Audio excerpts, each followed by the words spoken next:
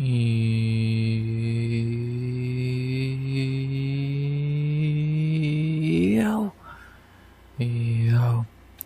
RX back with another breakdown of UFC Perth Ulberg versus Reyes. We finally back with another breakdown of our card, our first one in 2 weeks, and since Noche, all the way down under in Perth. That is shit. If you want me to be honest, I think this card is terrible. I know great positivity to come back to, but no, I truly think this card sucks. What am I really meant to say? I've said it ever since this card was booked. I've continued to say it, and I'll continue to say it. They booked one real fight on this card, the main event, which is great, and they booked 13, originally 15, but now 13 prelims. It's a shit card. There's a few other okay fights underneath the main event, but they are scattered, and they would barely be main card fights on the Apex on a real card. So it's just a really underwhelming card, especially for Perth in Australia and all that, which usually gets fantastic cards, but this one's just missing it. It's missing a lot of the big fighters in that market. Of course, your Izzy's and Whitakers just fought or are not active, so they're not going to see them. But where's Dan Hooker in general? Where is Killian Southfield? Where is Casey O'Neill? Cody Haddon? If you're going to keep him on the roster, where the fuck's Tai Tuivasa? Where is Steve Ursig? I know he just fought, but still, you need something.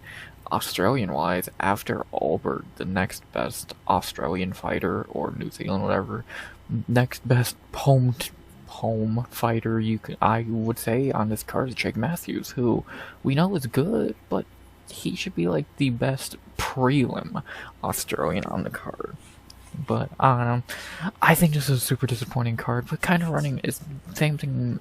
Just like how Noche was weirdly terrible for the first time in a while, and first time ever, it's weird for Australia to get a shit card. To an extent. Some of the pay-per-views have been kind of weak, but they were still pay-per-views. You got a great main event and that such. But on this, they didn't try at all. I get they're not working for a lot, but fuck, you got at least a little bit of talent out there that you could put on here, and it's just not here. So it's a really disappointing card. Without the main event being as good as it is, this could be would be an underwhelming Apex card. And I don't know, I just think, am I happy fights are back? Yes, of course. I'm never going to complain about fights being back. I would watch cards at this level every week. I have no problem with that. But being honest, this card sucks. I think, again, it's underwhelming for an Australia card, underwhelming for a comeback card after a break week, and even more underwhelming after a shit card that Noche was. So to come back from a shit card, a break week, and now another shit card before a pay-per-view, very disappointing. But what can you do? Fights are back at least. We still got Contender Series, which I still stand by. Like I said in the Contender Series recap on Wednesday, I think that card's gonna end up being better than this one. And which it's 7-8 fights less, but yeah, good to have fights back. That is the silver lining of it all. But if you want to be blunt and just honest, the truth hurts. It's not really anyone's fault besides the truth, I guess. The card is shit, so happy fights are back, but super underwhelmed by a very shitty card. But let's actually dive into it. Finally, we can talk about it in the third person. Let's look at it in the first person. Let's dive deep into it. We got 14 fights to break down in our return after a break week. But let's not waste any more time. 14 fights in Perth, Western Australia. Thank God it's not an early card. That is something I'll give it. Thank God it's not an early card. I'm so tired of those. But let's see, maybe this card overperforms and is great. We've seen that many times. Apex cards, can't just one do that. We'll see. I'm not gonna predict it too, but You know, I'm wrong more times than I'm right, it seems, lately. If she watch her parlay show, God, is that true. And, yeah, let's fucking go.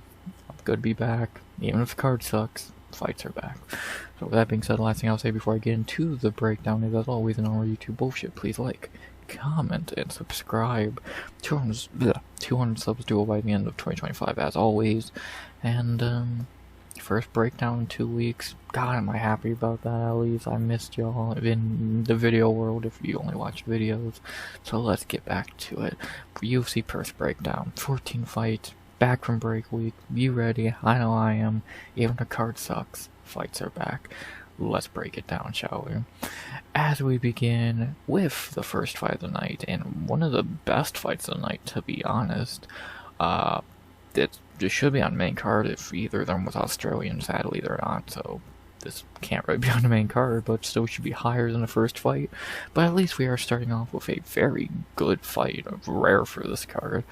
As we have to begin the night with a female fight, as always seems to be the case with cards lately. They always begin with a female fight, and sometimes that's a good thing, sometimes it can be a dud. Usually it's been good lately, a lot of finishes in that regard. And let's see if this follows suit. As we come back from break week to a good fight in the strawweight division, I think in the top 15, I believe. One of these two is ranked. I'm not 100% sure, but I believe so.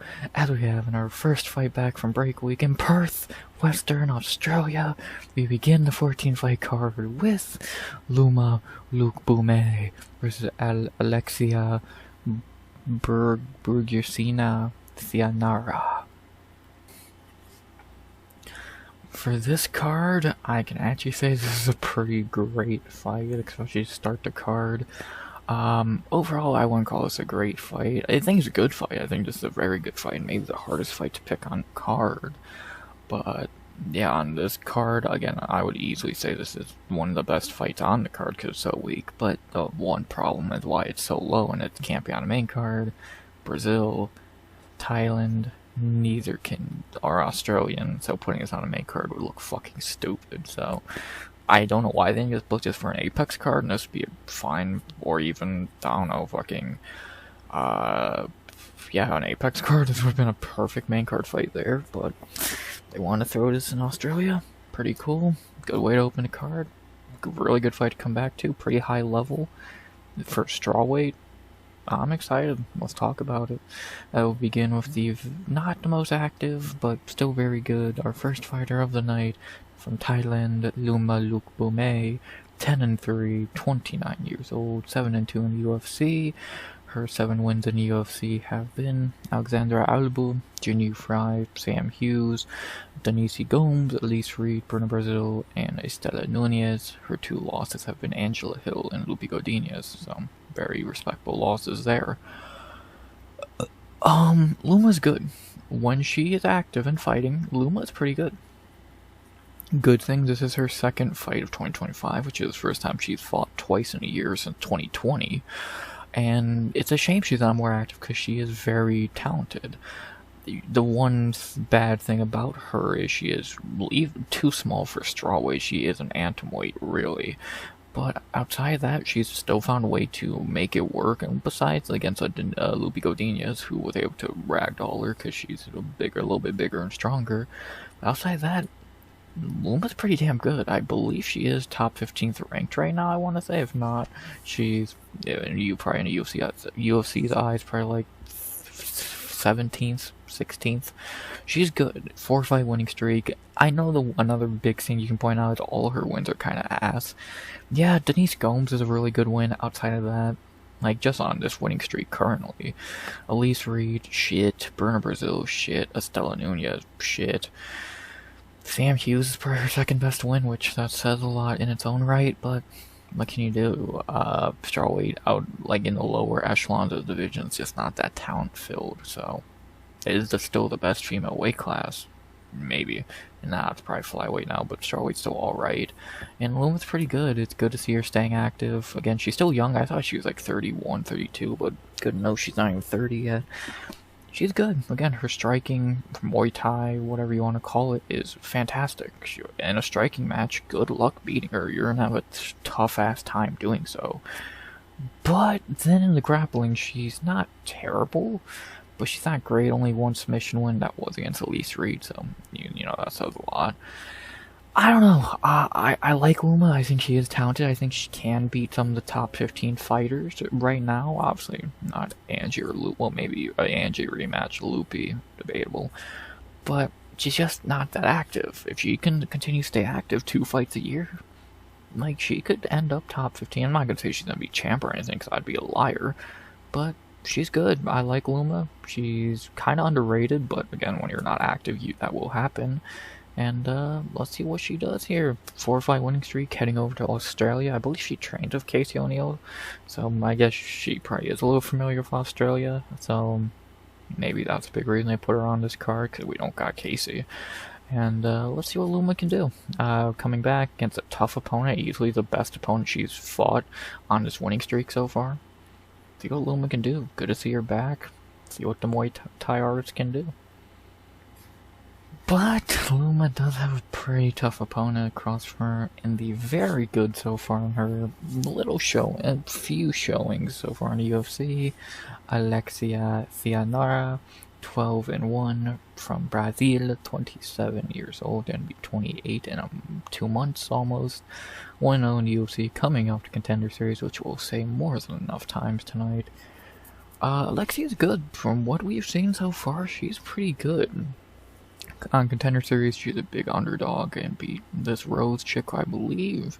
Is she, champion right now? I know she got knocked out. Yeah, actually, maybe this is not a good win. But she did beat her when she was an underdog. She was actually meant to fight for Team McLean, which, how good was this fight in hindsight? Jesus Christ. And then in her UFC debut, she went to England and beat the shit out of Molly McCann, as you should. Got a bonus, looked very good there. Alexia is interesting. We've not seen a lot of her yet. Her striking is okay. I remember in the Contender Series fight, I believe her striking looked pretty good. Her grappling is really good. 8 submission wins, 4 decisions. She's good. No knockouts. Not gonna expect that many from strawweight, but Alexia looks like a very good prospect. How good is still hard to tell, because again, her 2 wins were a good win on Contender Series and Molly McCann, who is shit. So I'm intrigued to see what she can do here, getting a giant step up in competition against the very good Loma. We already know where her game plan is going to be. Unless she's an idiot and tries to fucking strike with Loma, which I have my doubts about that, she's probably going to try and grapple. And what would be the height and reach here? She is 3 inches taller with a ginormous reach advantage. Yeah, her game plan is going to be trying to grapple fuck Loma, and we've seen it work before. Like I said, her loss is Louie Godinez. So she has went 15 minutes before. Her cardio looks alright. It's going to be a tough fight for both. If Alexia can't get it down, she's going to have issues. If she can get it down, Luma's going to have issues. It's a pretty damn good fight to kick off tonight, which, saying a fight's good on this card's a fucking rarity. So enjoy it while we have it.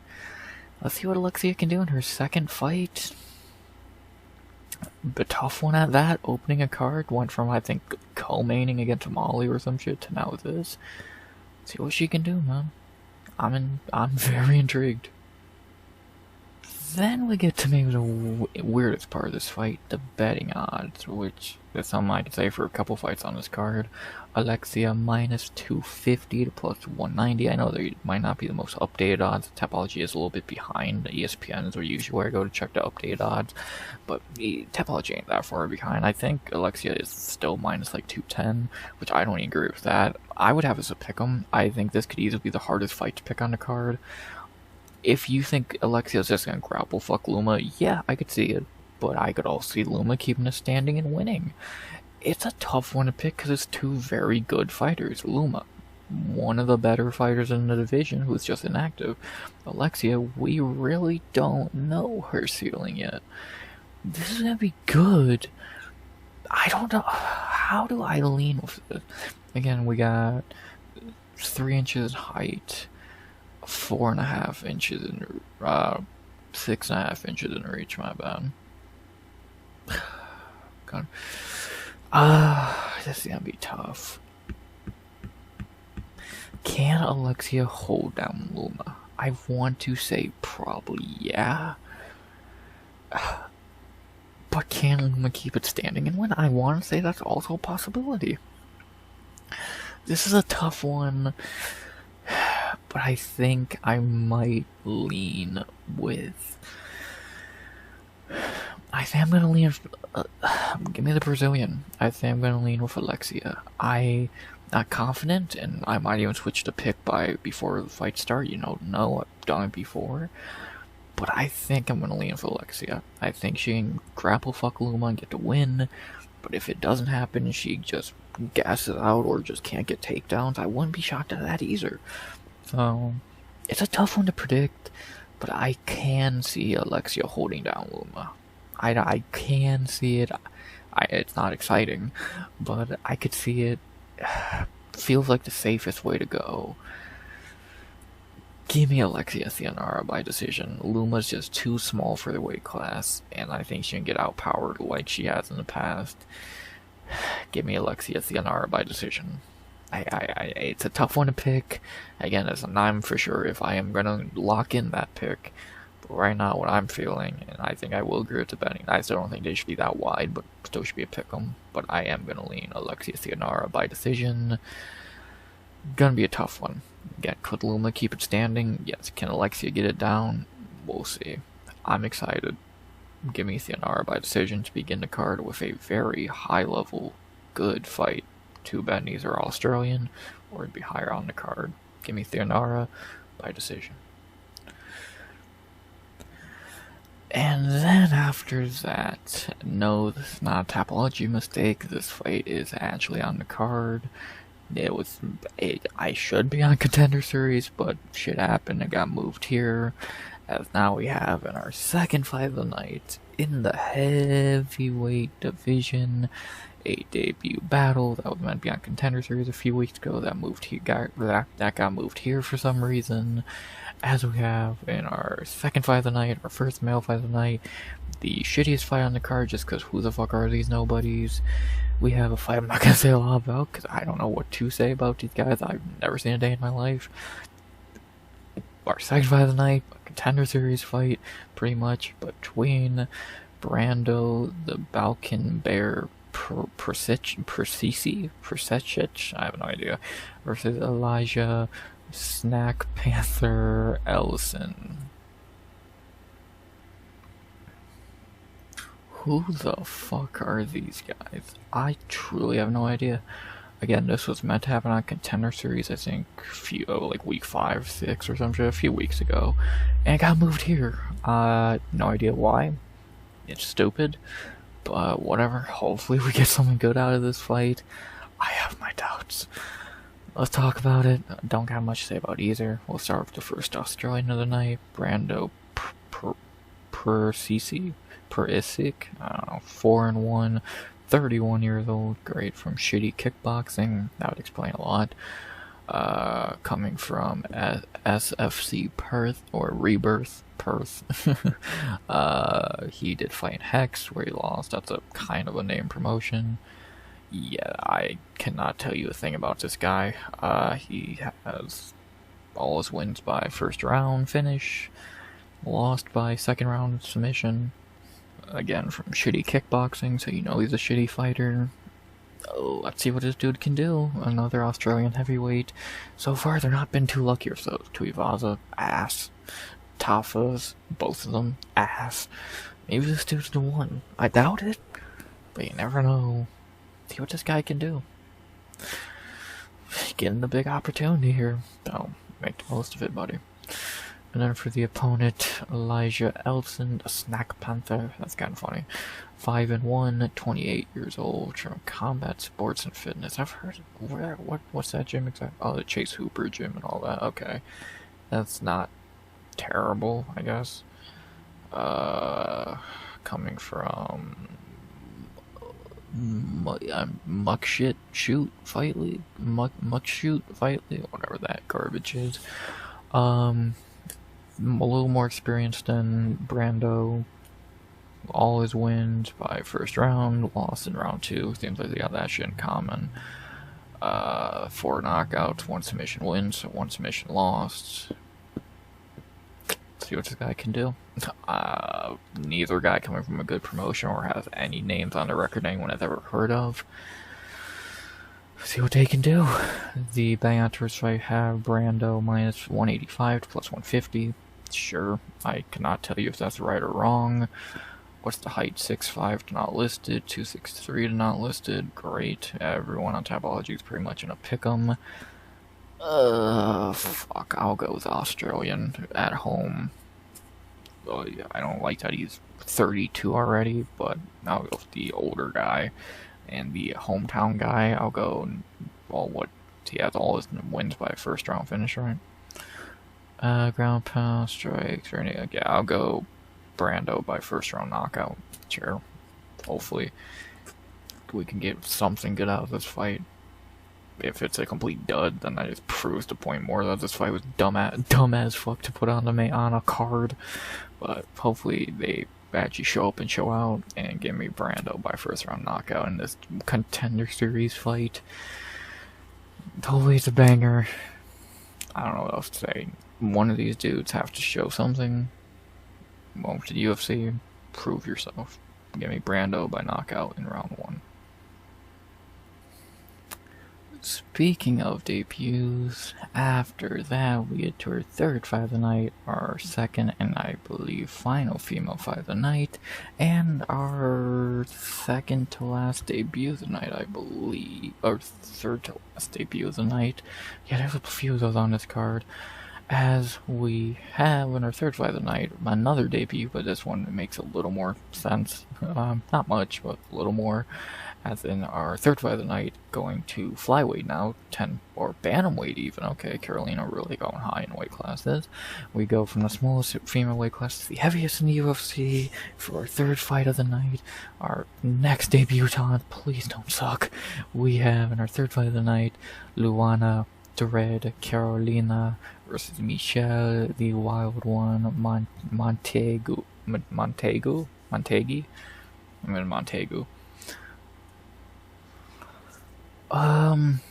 Yeah, this is an interesting one. Luana Carolina actually on a winning streak for the first time ever, not looking completely horrendous.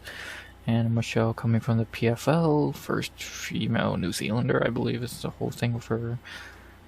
Let's see what happens here. I'm a little more intrigued in this and that shit heavyweight fight. Let's see what happens. We'll be on the UFC vet in this one. The Brazilian, the dreadful Luana Carolina, 11-4, 32 years old, 6-3 in the UFC, somehow, again, on a winning streak, somehow, doing the best work for a career, which is a low bar when your whole career is you being a tomato can. Her wins in the UFC since coming out Contender Series, Cachoeira, Poliana Botello. She did not beat Lupe Godinez, Ivana Petrovic, Julia Stoliarenko, and Lucy Pudalova. Her losses have been Ariane Lipski. She really lost to Lupe Godinez, Mai McCann, good job, and Joanne Wood. I will give Luana respect for being on a 3-fight winning streak. It was too bad those 3 wins are Petrovic, cut from the UFC, Stoliarenko, cut from the UFC, and Pudalova, cut from the UFC. Yeah, I still think Carolina's shit. I don't think she's dreadful, but she is proven she is not the worst fighter in the division because she is currently on a streak of beating those fighters. She's not good. Like, what do you want me to say? I've shit on Luana Carolina for years, and I'll continue to. My 3-fight winning streak against the bottom of the barrel. But yeah, she's awful. Like, I don't know a nicer way to put it. She is fucking shit. So, yeah. I don't, it's that simple. Dreadful has always been the most perfect nickname for such a dreadful fighter. And then for the opponent, the debuting Michelle Montague. I have no idea. I don't care until you prove that you're good. 6-0, again from New Zealand, 31, gonna be 32 years old in November. Great. From American Top Team, I was expecting CKB to be honest. 4-0 in PFL, well 5-0 overall. 6-0 coming into this, again it was coming from PFL, which is not really good. All her wins by rear naked choke. What the fuck? That's weird. All your wins by rear naked choke. That's super fucking weird. Against terrible fighters. 4-2, 1-3, yada yada. Did have an amateur career pretty deep there. I have no idea who this chick is. It's more depth at women's bantamweight at least. Is she any good? We're gonna find out. All wins by a rear naked choke. It's just fucking weird. But whatever, gets the job done, gets the job done. Welcome to UFC, and please don't suck. Don't be like all your other PFO friends who can't win a fight to save their lives on the big stage.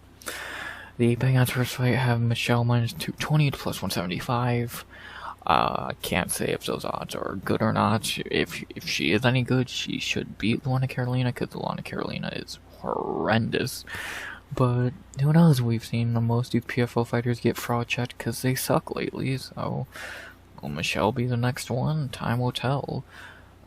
She is taller, she has the same reach, and she's a big favorite.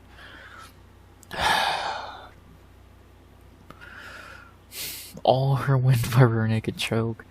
It would be kind of impossible not to pick her to win by rear naked choke.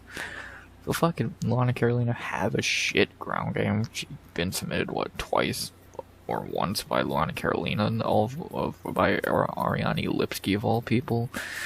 Fuck it, give me Michelle by submission in the first. If you want to start doing fucking rear naked chokes and all your wins are by that, then she knows how to get it. Give me Michelle by submission in the first. Another rear naked choke on the record. Fuck it, why not? Fuck it. Let's see what happens. Can she do it? Maybe. I'm intrigued, to say the very least, because that's such, again, a weird record to have. 6 wins, all rear naked chokes, in different rounds, no less. Let's see if she can bring that to UFC against, well, in the big leagues, against talent just as shitty, like Luana Carolina. So, give me Michelle by submission the first. I'll go for the vibe, I'll go for all the weird-ass submissions. Fuck it. There you go. I hate picking another PFO debutante, but if it's warranted, especially if you're fighting Luana Carolina, give me Michelle by submission the first. Welcome to UFC. Please don't suck. Get another submission. There you go. After that, we get to the first, well, not the first, but another pretty shit fight on this card where someone has to get their first UFC win after a dog shit debut, as we have, not in past tense, I fucking wish it was, as we have in our 4th fight of the night in the bantamweight division, a can battle for the ages. Oh god, there's a few of those on this card, and we already talked about one, here's another, and there's plenty more. As we have in our 4th fight of the night at bantamweight, someone has to get their first win, I think. You know, they both suck. We have Colby, Thicknesse, with Josias, the KO Wizard, Musasa.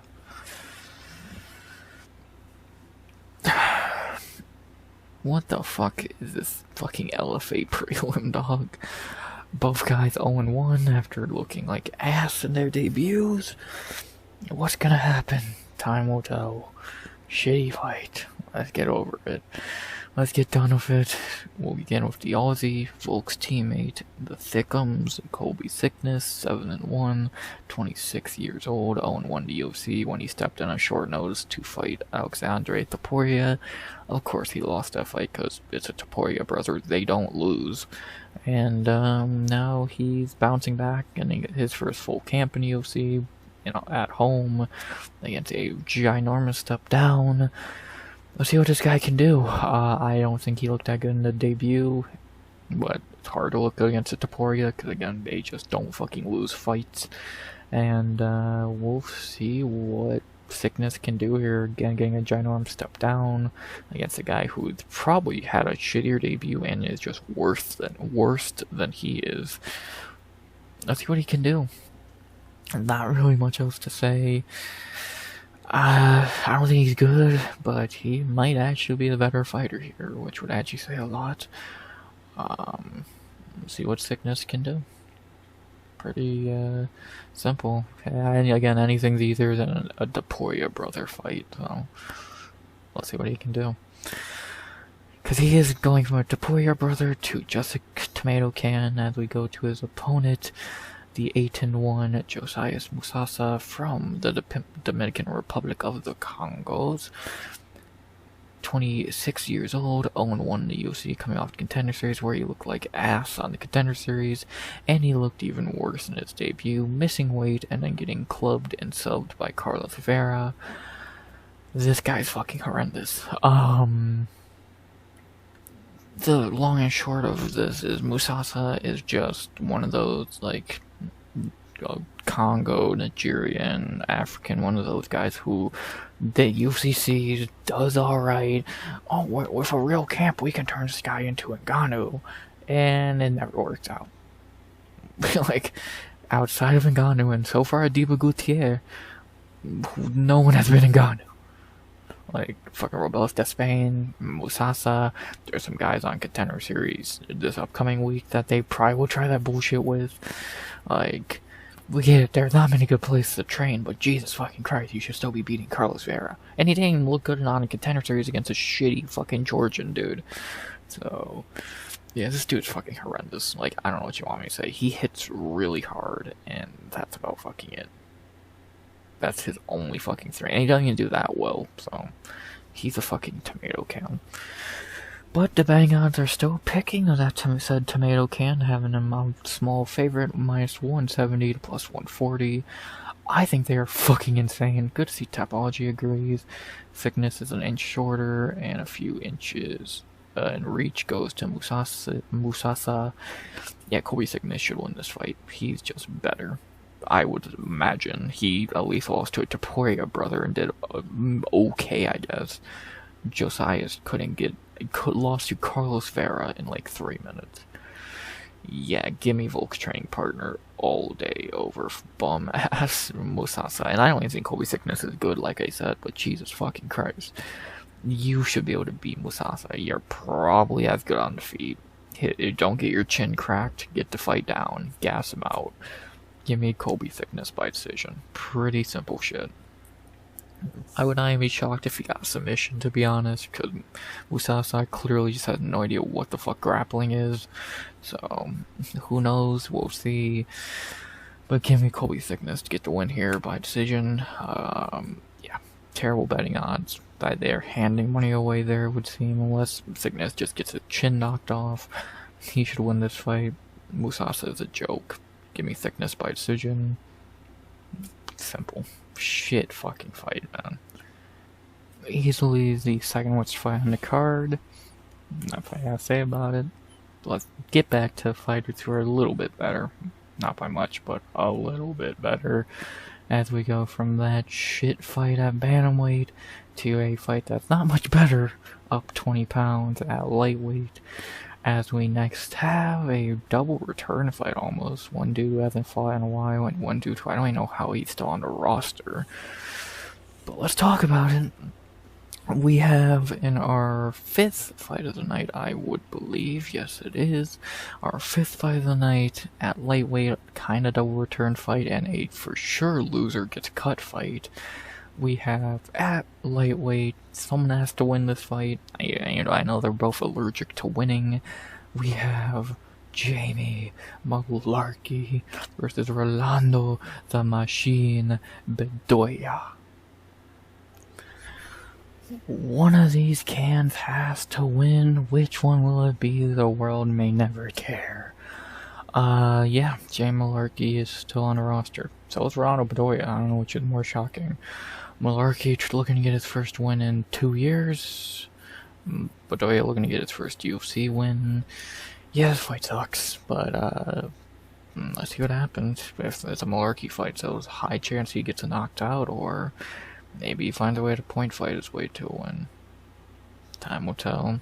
Let's find out. Let's talk about it. Let's talk about the hometown boy first.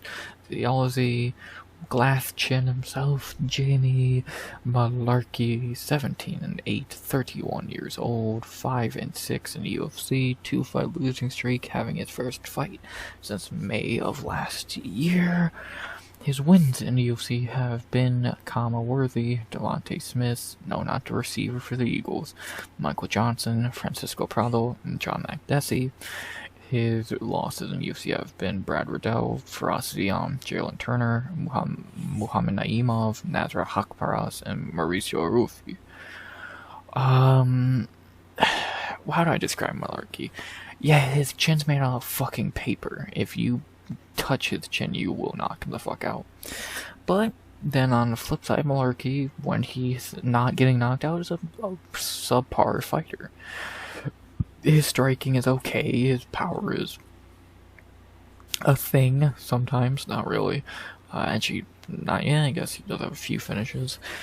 He's fine when, like, if his chin was made out of fucking glass, he might do a little bit better, but he's still not great. Like, his best win is a Michael Johnson win that most people don't even think he won. Besides that, Francisco Prado, Devontae Smith, Worthy, come on. His losses are mostly understandable. The only one that's kind of unforgivable is Muhammad Naimov beat you. I guess Rufi as well. But, yeah, those are kind of bad, but outside of that, the rest are fine. He's just a fine fighter. Again, outside of just having a glass chin, he's forgettable. He's not gonna run out there and knock someone out cold, and he's not gonna go out there and fucking submit or grapple someone. He can grapple a little bit, he can strike a little bit, his cardio's fine, he just has no fucking chin. So maybe a long year away has helped that, we'll see. He needs a win, or he's getting the fuck on cut. Let's see what he can do here. Let's see what he can do back at home. See what Mullarkey can do. And then for the opponent, speaking of fighters who need a win, the Peruvian, the opponent, Rolando Bedoya, Chubby Bedoya, 14-4, 28 years old. Those losses being to Cass Williams, Kenan Song, and Jai Herbert, making him 0-3. How is he still here? I don't know. Even though most people think he won that Cass Williams fight, I don't care enough or remember enough to say if he did or didn't. But then he got easily handled by Kenan Song and Jai Herbert, which, you know, that says enough as is. Coming from that FFC promotion, which I believe is the only time I've ever seen it, James Alon top and his stupid ass tattoo. So, you know, great talent come from there. Bedoya's just not good. Like, I don't know what you really want me to say about him. He's super inactive on feet. His striking ain't great. His cardio sucks. His chin's good. I'll give him that. He has a pretty decent chin. I don't think we've seen his grappling really at all in the UFC so far. Maybe Jai Herbert took him down. I don't remember. He sucks. I don't know what you really want me to say. Like, Peru just not really the talent bed right now for MMA. I feel like they just got a good fighter. I don't remember who though. Like, cause Daniel Marco sucks, Kevin Borjas sucks, Rolando Bedoya sucks. But I know they have one or two decent fighters. Like, their names just are escaping my mind right now. But yeah, Bedoya sucks. He should lose this. Like, I don't know how he's still here, to be honest. He's so awful. The betting odds for this fight are weird. It's a pick'em, for some reason. A complete pick'em. I don't know how. I would have Mullarkey like minus 140, 145. Not a giant favorite, but he should be the favorite. Rolando Bedoya is not really a big puncher. Mullarkey's an inch taller, with a less reach. Again, Bedoya's not really a big puncher. Like, and that's really the only way you beat Jay Mullarkey is by knocking him out. I don't think Bedoya's gonna grapple him. I don't remember Bedoya grappling at all. And I just don't think he's gonna knock out Mullarkey. This should be an easy layup for Jamie. This should be like the Francisco Prado fight, where he was just able to school a very inexperienced, shitty fighter. Can we Jay Mullarkey by decision? I'm not saying I'm confident, but I'm more confident saying he doesn't get his chin knocked off instead of fucking trusting Rolando Bedoya. So, I don't know why the odds are so close. Again, I don't trust Mullarkey's chin either, but UFC's giving him a guy who has one of the lowest chances of knocking him out, so Give me Jay Mullarkey by decision. He should win this fight. Just do what you did against Prado. Point fight, whatever.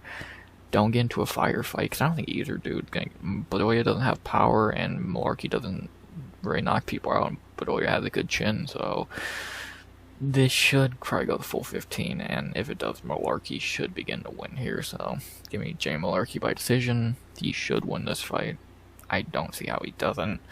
Again, unless he just gets knocked out, which I have little worry about with Pillow Hands Bedoya. Give me Jay Mullarkey by decision. Should get the win. He should win. He should keep his job, and this loser gets cut fight. After that, I have bad news, because as I've been recording this video, right before I started the Mullarkey fight, bad news dropped, and that is that our next fight we're going to talk about. As you can see here, it's already updated on Tapology. Micallef and Oban Elliott is cancelled. Oban is sick, quotation marks, and pulled out. Yeah, what bullshit. Like, Oban Elliott's a fucking pussy. Like, he's such a fucking pussy. He got scared and he ran away. Like, Johnson Micallef was gonna win this fight.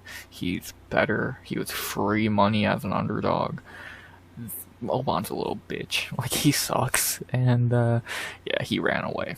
He's sick. Sure, buddy. You ran away like a pussy.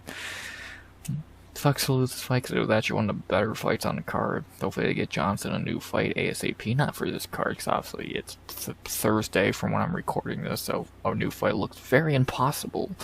But I don't know, get him a fight next week. Get him a fight for, I don't know, Apex. I don't know. Get him a fight. Oban Elliott's a fucking coward, and he can go fuck himself. So let me refresh this actually, so we get rid of that fight.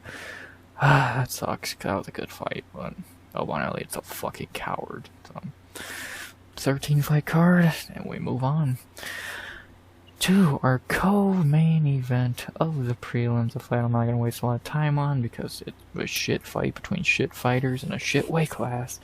As we have in our co-main event of the prelims, at middleweight, a fight that is horrendous, but that's pretty normal with middleweight, and these two are just fucking garbage.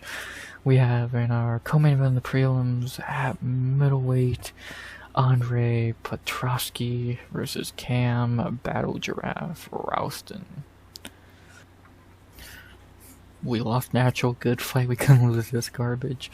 Yeah, Rowston, obviously we've heard that name a lot recently. He was on, I think, week 2 or 3 of the Contender Series.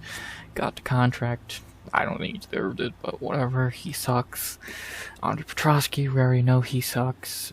This is wrestler versus striker. Betting on to have the wrestler as the favorite. Petroski, I'm not going to say should win, because we know of his bum ass, that's not really meaningful. But, yeah, I'm going to pick Andre Petroski by decision. I'm not wasting time breaking down this garbage. Petroski is a no-chin bum, so if he can't get a takedown, he's going to get knocked out, and Rowston's just a bum in general. So, give me Andre Petroski by decision. This fight's garbage. I'm not wasting time with this shit, and actually it's going to start becoming a running theme with a lot of these later fights on the card, that most of them are just shit, so that's another one. Darren Petroski by decision. Shit fight. Yeah, don't get knocked out, you bum bitch. Speaking of knockouts, finally we get to our featured prelim, 44 minutes in, going up a weight class to light heavyweight for a very important weight class on this card. Not because of this fight, that's for damn sure. As we have in our featured prelim another fight I'm going to waste a little time on, because there's nothing really to say about it. We already know what's going to happen here. And we got one fighter and one actor, little bitch. As we have in our featured prelim at light heavyweight, to end the prelims, Navajo Stirling versus Rodolfo Actor Bellato. Navajo Stirling knockout, round 1. Not really much else to say. Bellato's a complete tomato can actor bitch. We all remember what he did against Paul Craig, of all people.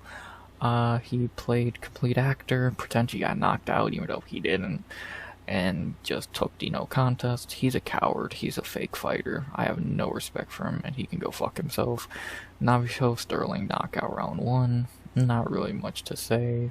Pretty simple. He's going to do what he's gonna actually put him to sleep. He's not. There's gonna be no acting needed. Navajo Stirling, even though I think Navajo Stirling's horrendous, and he will get fraud checked eventually. He is gonna win this fight easily. Navajo Stirling knockout round 1. Bellato's a poor excuse for not even a fighter, a whatever the fuck you want to call him, an actor. Navajo Stirling knockout round 1. Next. And finally, 45 minutes later, almost a whole TV show episode, that's the prelims. They're not great, to say the very least. Losing the best fight on them mid-recording is not cool. It sucks we lost Oban, but again, he was scared to take another loss, so fuck him. Outside of that, like, what am I really meant to say? This fight's good. I like this, but I don't know what to expect here. I have doubts. Shit. Probably not great. Shit. This is probably the second best prelim. They're weak. It's just like this card. It's weak. I don't know what else you want me to say. It's a weak ass fucking card. So the prelims are weak. The main card's a tiny bit stronger, but not by much. Shitty prelims. Sucks we lost probably the best fight on them 2 days before the card, but Oban Elliott's a coward. And that's that. Let's get to the main card, just sadly, shall we? 6 more fights, most of them shit. Let's talk about them real quick, at least for most of them. I think only 2 I'll actually talk about because they're good fights. And the opening fight is not that, as we have in our main card opener. In the lightweight division, a short notice replacement that hopefully wins, but probably won't, sadly. We have our main card opener in the lightweight division on short notice to begin UFC Perth. God, this card sucks. Tom Hype Train, if that. Nolan versus Charlie the Cannibal Campbell. Well, Charlie Campbell's back. He's stepping out on short notice for who did pull out? Evan Elder. So definitely a step up in competition from Evan Elder. I'm not going to waste your time here. Tom Nolan's a garbage can. Like, we all remember him getting fraud checked by Nicholas Mota. He's won 3 unimpressive fights in a row. He's awful. For Charlie Campbell, it's good to see him back, because he is alright. He's not amazing. 9-2, 30 years old. 30 years old, has been off for a while. Was on Contender Series twice, lost to Chris Duncan, but then finally got a contract on short notice against Alex Reyes, and he got the win there. Beat Trevor Peek in a fight. Now he's back. He's been fighting Mauricio Arofi. I'm fucking hindsight, he probably would have won that fight. And now he's back for the first time since April last year on short notice, heading to Australia.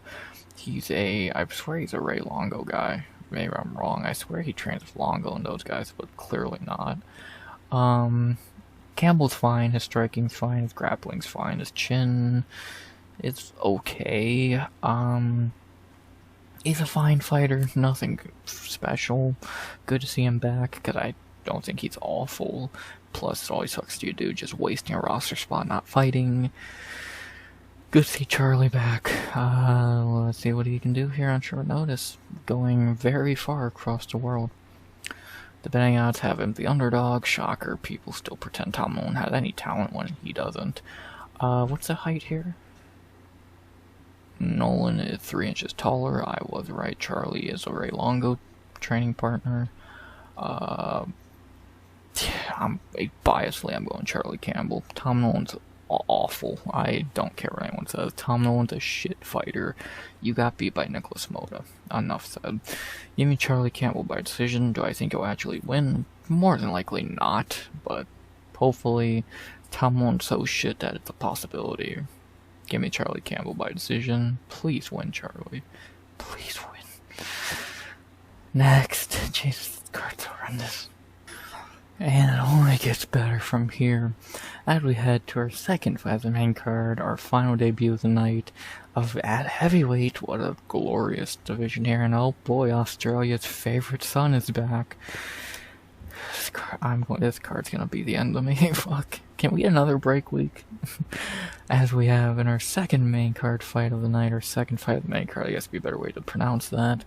At heavyweight, our final debut of the night. I don't know what the fuck is gonna happen here. I don't care. As we have in our second fight of the main card at heavyweight, Louie the Vanilla Gorilla Sutherland versus Justin Bad Man Tafa.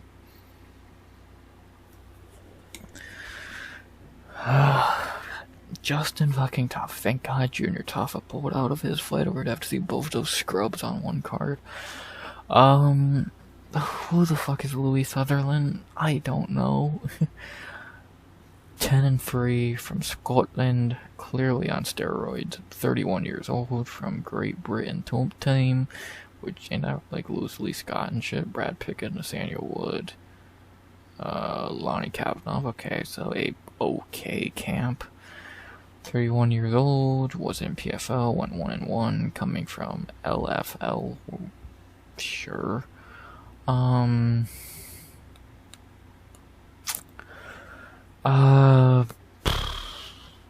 notable names on his record. I can say, I know this dude was signed to UFC for like a minute and then didn't even make it to his fight. Let's see what Louie can do here. Getting a big test here against, a big test quotation, getting a debut against Justin Tafa in Justin Tafa's hometown. Let's see what he can do here. Welcome to UFC to Louie. We need heavyweights. Are you good or are you shit? I'm guessing the latter. And then his esteemed opponent, the legend, Justin Tafa. No, I'm not even gonna click on his profile. He's that irrelevant. We know Justin Tafa. You wanna know his game plan? Throw, punch hard. Do you know how to grapple? No. Can you go more than 2 minutes of fighting? No. What the fuck is this card, man? Betting odds have Justin Tafa a small favorite at -125. People are picking Sutherland like crazy though. 3 inches in height for Sutherland, 2 inches in reach, same age. Fuck. Do I go with the dude? Do I go with the bum, or do I somehow pick Justin Tafa? It's low level heavyweight. What am I really meant to do?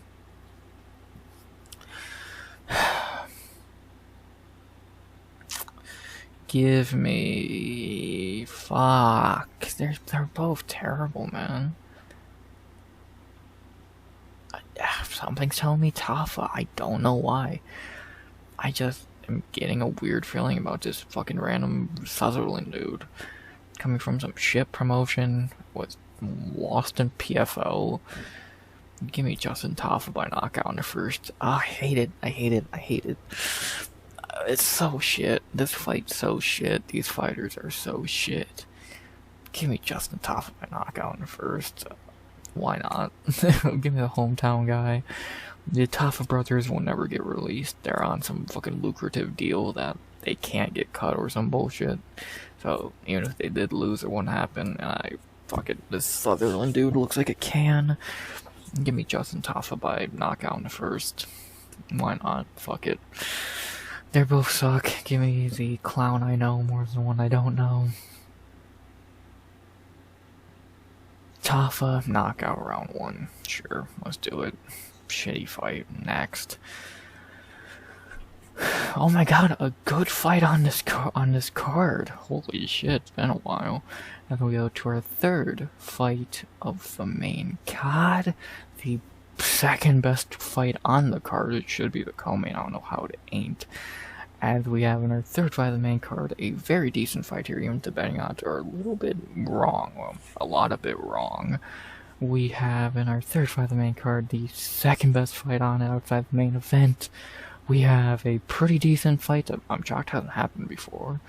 Between, at welterweight, third fight of the night, Jake the Celtic Kid Matthews versus Neil the Haitian Sensation Magny.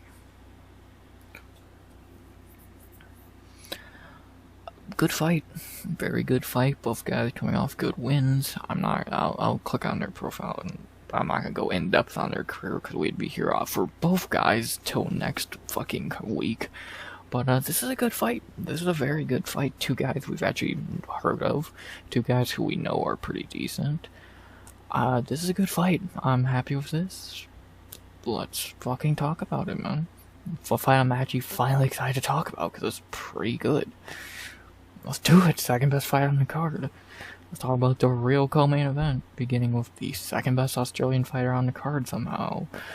Jake Matthews, 22-7, 31 years old. She's been in UFC forever, for over 10 years now. His 11th year in UFC, 15-7. Not gonna go down his whole UFC career because we'd be here forever, but talk about the last couple years. He beat Darius Flowers, easy layup there. Had a fight with Michael Morales, which is just a tough fight. Can't really get mad at a loss there. And then he routed off 3 in a row in the last year, about a year and a half, against Phil Rowe, Francisco Prado, and Chidi and Jokawani.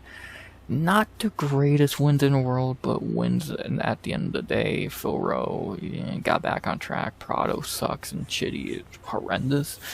But wins are wins, and yeah, good for Jake, riding high in this fight after just fighting back in July. Let's see what he can do here, fighting a guy who, again, shockingly has not fought before. You would really think he would have. Yeah, Jake's a weird case because we've said it for years. I think he's such a hot and cold fighter. Like on his winning streak, he can look amazing, and then you could look against him against Matthew Semmelsberger, and he looks horrendous. He's just an inconsistent guy. When he's on, and he's fighting at his best, he's pretty good. But a lot of the time, he's not on, and he's not fighting at his best, so he's not very good. So he should have a better record than 15-7. He's better. His record is not really, just in general, is not as good as his skill would say. But when you're inconsistent, you will drop fights you shouldn't, like Matthew Semmelsberger, like fucking Anthony Rocco Martin, like James Vick. So, Jake's good when he's on, like he has been these last 3 fights. He's really good. He's well-rounded. His striking has really caught up to his wrestling. He's good. But when does he turn back into the Jake Matthews we know? Or does he? Stay consistent. He could be top 15. Get back to being the inconsistent guy we've seen lose to guys you should beat. And then we have a problem. Let's see what Jake we get. And then speaking of inconsistency, or maybe either inconsistent or the most consistent guy possible, I don't know anymore. His opponent, the veteran, won the welterweight legends, I guess. 30-13, Neil Magny, 38 years old, 23-12 in the UFC. Been fighting in the UFC since the beginning of time, and he's had a really weird last couple years. He's mainly been fighting prospects for a while, finally starting to fight other veterans of the division. He did have fights beating Gary, Michael Morales, Carlos Prates, did rattle up wins against frauds like Rowan Malat. But then he finally broke his streak of fighting young guys. He fought Lesky, 2 months ago? Not even, and picked up the win there as a big underdog. I predicted that. And now he's back on a win, going all the way over to Australia to fight another welterweight veteran, even though he's somehow a lot younger than Neil. But, somehow Jake's been in UFC forever. And let's see what happens here. It's almost good to see Neil not fighting prospects for once, since that's the only thing he's done for, the last 3 years. And it's also good to just see him winning. I know we've shit on Neil Magny a lot throughout his career because he's boring, He is. He's not the most exciting fighter. But also, after a while, you do have to earn your respect. He's been going forever. Is he the most skilled? No. Is he the most exciting? No. Is he going to be a Hall of Famer? No. But he has the most welterweight wins. He still got it at 38. He's fraud checked some prospects. every welterweight has had to pass the Neil Magny test. He's fine. He's almost, after a while, it's hard not to respect him even a little bit for just being an Iron Man of the division. Even though his chin might not seem like that, he's still here. His striking has never been fantastic, but his grappling's good, his cardio is okay, his fight IQ is obviously good because he's been fighting forever.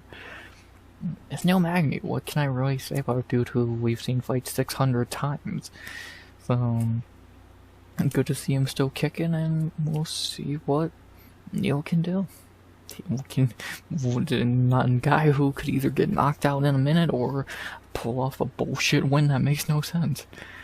That's Neil Magny for you. Then we get to the weird part of this fight, the betting odds. Jake Matthews minus 500. I think he's dropped to like minus 300 now, because I think people are realizing, you know, we probably should put a little more respect on Neil, because we've fucked ourselves enough times doing this.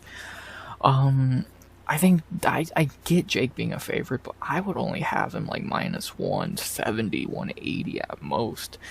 Like, again, I'm not saying Neil is some like impossible guy to beat, but to consistently count him out and usually be wrong. Look, he was like a giant underdog against Zaleski as well. Like, you gotta learn eventually. Neil Magny knows how to win a fight. Like, it might not be exciting, but that motherfucker knows how to win a fight, and that's that. Like, he could win this fight. We never know with him. We never know with both these guys, because who fucking knows what these two are gonna do. But, yeah, I think the odds are a little too wide again. Not the only time tonight we've said that.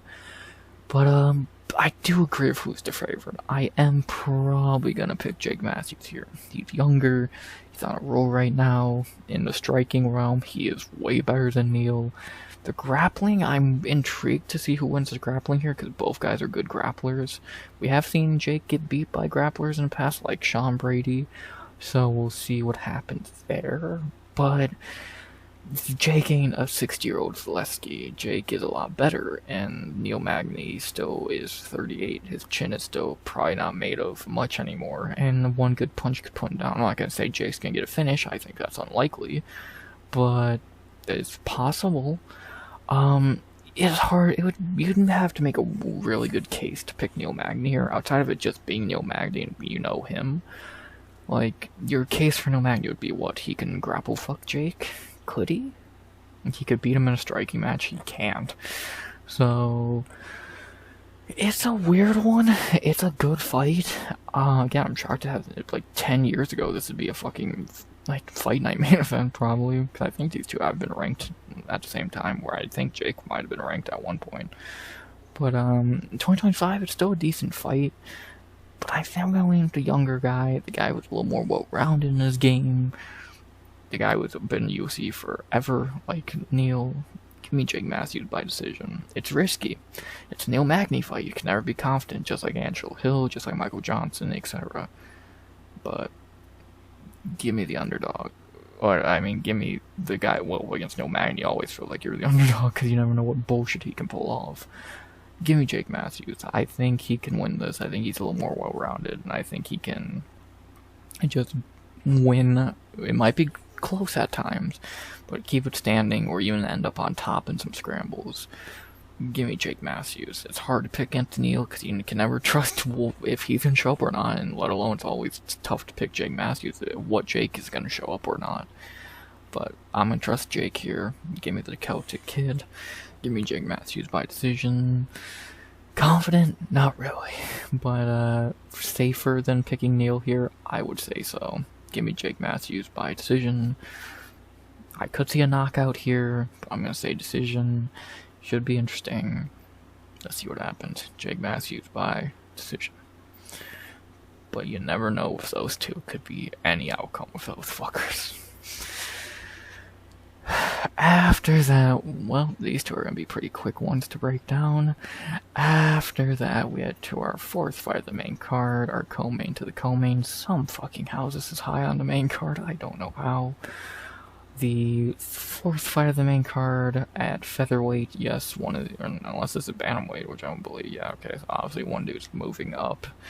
We have in our fourth fight of the main card, the co-main to the co-main somehow, a can battle between Jack 4, Jenkins versus Roman, the Savage Tavares.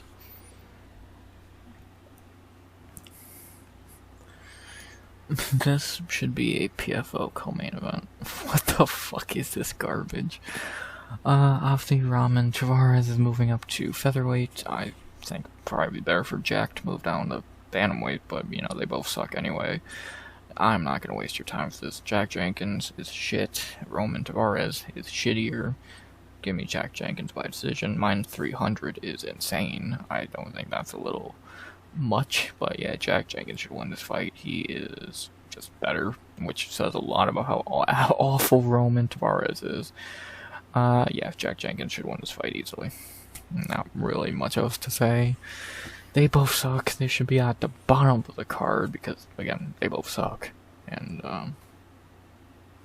that's about that. So, next, Jack Jenkins by decision.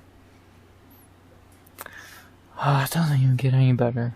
The co-main event of the evening. Thankfully, not Junior Tough versus Evo Aslan, but I don't know if that's better or worse at this point.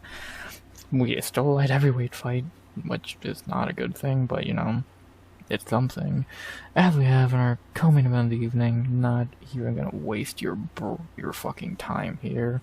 Co-main event at light heavyweight, a shit fight, like most of the fights on this card.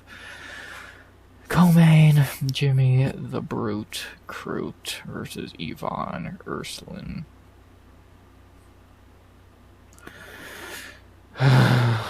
Jimmy Crute lock the night by, don't they usually win by submission more than anything? 5 submissions. Let's see, what did Ivan usually lose by? He's only been submitted once, KO'd 0. Gimme Jimmy Crute by probably submission, I would imagine. And that's what he's kind of better at than even, like, knockouts. In other piece, but in UFC he has more submissions. He's only knocked out, like, years ago. Yeah, give me Jimmy Crute by submission in the first. Lock of the night, either submission or knockout in the first. I'm leaning more towards a submission, because Ivan Ursulin has no fucking grappling, like, at all. Yeah, give me Jimmy Crute by submission in the first. The more that I think about it, I trust him to just take him down to something more than I do a knockout. Yeah, because Jimmy Crute has no chin and he sucks. So, yeah, give me submission round 1 for Crute. Lock of the night. Next. Fucking marching Prackney out with a harder fight than Ivan Ursulin. And then finally we ended, at least we end with a bang. And that is our main event of the evening. Also at light heavyweight, a little better than the co-main event, I would say. Our main event of the evening, finally something good to talk about on this card outside of Jake Matthews and Neil Magny. Our main event of the evening, the only thing holding this piece of shit card together. We have to end the night with a top 5 battles, winner probably gonna fight the winner of the title fight next week, I would have to imagine. We have in the main event of the evening at light heavyweight to see who probably gets the next title shot against the winner of Hank Pereira to end the night in Perth, which may be CKB's best fighter, Carlos Black Jag Ulberg versus Dominic the Devastator Reyes. What a fight. Amazing main event to end the night.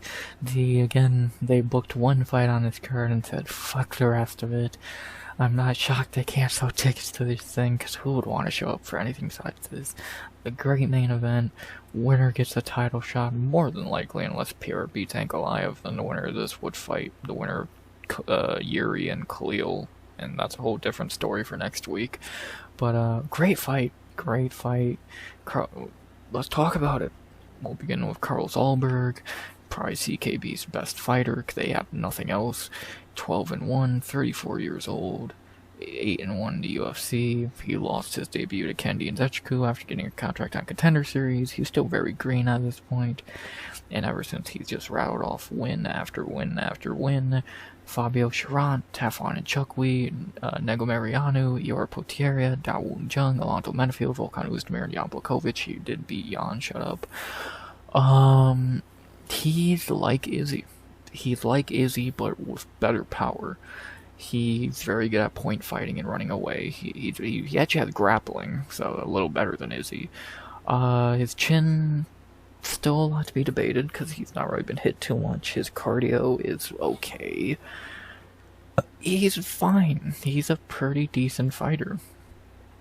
Again, his last two performances have been kind of underwhelming. He's kind of just ran away and point fighted Volkan and Jan, so you don't love to see that, but he still got the win. Yeah, he's just Izzy. Again, he can be aggressive at times, and again, he actually had grappling. He's fine. He's fine. He's a good fighter. This is a big chance for him to win here. He's probably getting a title shot. Let's see what he can do. Easily his biggest fight, hardest opponent he's fought. Let's see what Ulberg can do here. It's going to be very interesting to see what he can do here. And I'm intrigued. I'm very intrigued to see how he does on the big lights. First main event, at home. See what he can do. Because he is fighting the former champion, Dominic Reyes, 15-4. 35 years old, 9-4 in the UFC. We all remember we remember the first part of his UFC career. Beat John Jones, went on a 3-fight losing streak, and now he's back. Beat Dustin Jacoby, beat Anthony Smith, beat Nikita Krylov. Are those good wins? No. Are those still wins? Yes, for Reyes to be able to beat those guys when he couldn't beat guys like Ryan fucking Spann. That's pretty good. So it's good to see him getting back in a win column, but we do have to be honest, eventually, against some shitty opponents, the best of those three wins is what? Nikita Krylov, maybe Dustin Jacoby. Is Anthony Smith back, or is Dominic Reyes back? I mean, to winning, yes. To being a top guy, that's still yet to be determined. Those three wins do not scream top guy, they scream you bounce back into shit competition, which is, again, good, because we all loved Reyes. We're happy that he had bounced back. But I'm not super impressed with those wins yet. He beats Ulberg, I'm impressed and he's back. But until then, like, it's good to see him winning again, but how back is Dom really? That's yet to be determined, in my opinion, and I'm very intrigued to see how back he really is, because we're going to find out here. We're really going to find out here, so let's see what happens. I'm very intrigued. A lot more intrigued than the betting odds are, clearly, because they say Ulberg is minus 250, which I think is bullshit. This should be a pick'em, in my opinion. I think it's an extremely hard fight to predict. Can Ulberg stay at range and point fight like he always does? Maybe. Can Reyes get on the inside and knock him out? Maybe. Can Ulberg knock him out? Maybe. I think that's the main three ways this fight ends. Either Ulberg points fight, maybe wrestles a little bit en route to a decision, or someone gets chinned. Which is going to happen? I'm not sure. I'm not 100% sold on either guy being a safe pick. I can see either happening. This is a good fight. Ulberg is same reach, same height, a year younger, barely. At home, first main event. This is a tough one, man. This is a really tough fight. I'm excited. But man, as a predictor, or I hate using that term, but as someone who makes picks, I can't stand this fight because it's a bitch to try and predict. What do I think is going to happen? I don't know. What do I feel and what's my guess? I'm leaning Carlos Ulberg, and I hate to say it, I truly do, but I think in point fight and maybe even clip Reyes. I'm still not sold on Reyes is back after 3 shit wins, so I want Reyes to be back. It'd be sweet to see him win this fight and be back, But until I can see proof of that, it's hard not to pick the little bit younger, like, hometown guy who's red hot right now, who can point fight. Give me Ulberg by decision.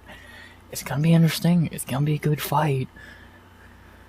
I'm just not confident in either side, but I'm just leaning the hometown guy.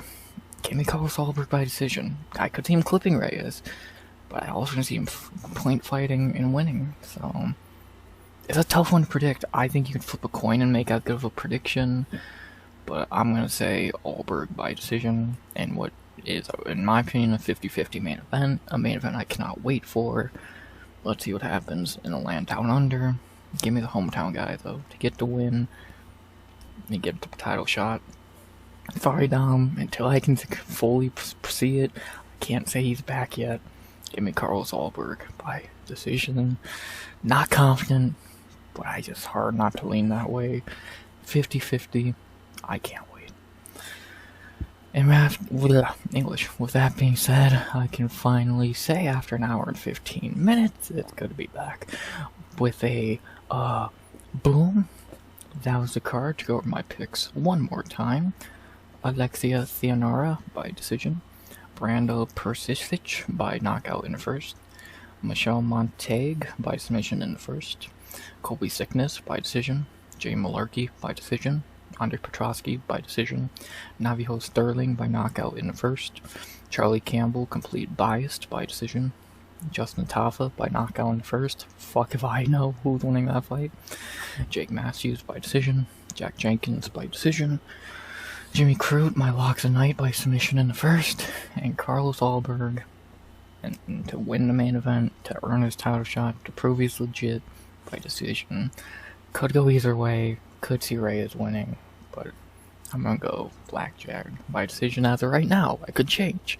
Right now, I'm going Ulberg by decision to end UFC Perth. Bang. Yeah, the card sucks. I can't put in really simpler terms than that. It's just a shit card I'm tired of talking about. It's truly that simple. I can't really put it any other way. So, that's all I gotta say. I'm tired of talking about this card. On paper, at least. Hopefully it's good in execution and I can shut the fuck up and it's great. Until I see that on Saturday night, I'm saying it's shit. I'm tired of talking about it. That's what I think about it. So, there you go. That's about that. So, I hope I'm proven wrong, but as of right now, I say this card's shit. I'm tired of talking about it, so let's stop talking about it by saying what we always say, and that is, I hope you enjoyed the video. Please like, comment, subscribe, turn subscribe by the end of 2025. I'll see y'all on Sunday, recap-wise and video-wise for this card. Streams, obviously, every night till Monday. Shorts, whenever I do them. And I think that's about that. I'm tired of talking about this card. Hopefully it's good. I'm tired of talking about this card. I will two more times on stream before the card actually happens. Great. And, I think that's all I gotta say, so hope y'all enjoy the video. Hopefully the card over exceeds expectations, and we'll find out on Sunday for the recap. Until then, all I gotta say is, as always, RX, it's good to be back, so happy to be back doing anything outside of Contender Series in a video. And as always, RX, out, good vibes, only, and always.